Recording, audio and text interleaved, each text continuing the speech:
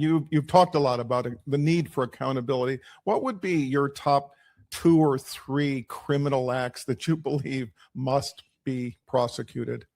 Well, that's a good one. I mean, there are so many to think of, but I mean, clearly he's engaging in insider trading.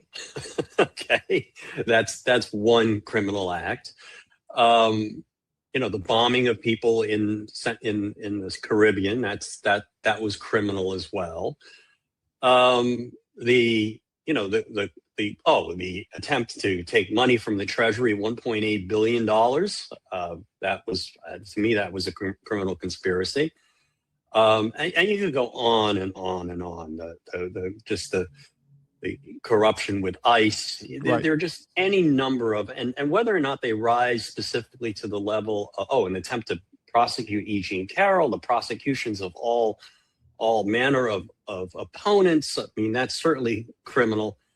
But the most important point is, from the accountability standpoint, is the standard of high crimes and misdemeanors under the Constitution, which doesn't actually require a statutory crime, doesn't require proof beyond a reasonable doubt. It really requires proof that somebody is not carrying out their duties and responsibilities as an executive office holder, and they're doing it in a manner that is contrary to their duties. They're basically running the government for their own personal benefit. And that's exactly what we've seen. And we've seen that in so many ways, it's hard to count. If this is the most corrupt president in American history by a long shot. Nixon looked like Nixon was a saint compared to this guy. Everybody was a saint compared to this guy. Andrew Johnson was a saint.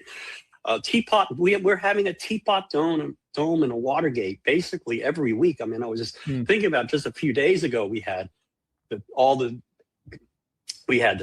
slush fund, we had the prosecution, the attempt to prosecute E. Jean Carroll is to investigate her.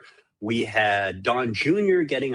basically having a portfolio company get a $600 million loan from the Pentagon. And that was just 1 week. And that didn't even include all the insider trading, the trading in Dell, the trading in Intel, the trading in any number of NVIDIA, lots of other stocks that have had business with the federal government. We're just seeing that just all across the board. The corruption is endless. We don't even know. We haven't even dug into, who's getting what for pardons. We haven't dug into so much of that.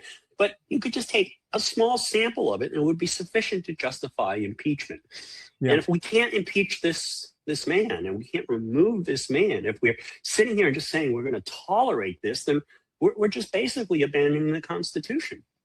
We're abandoning the principal check on a wayward executive.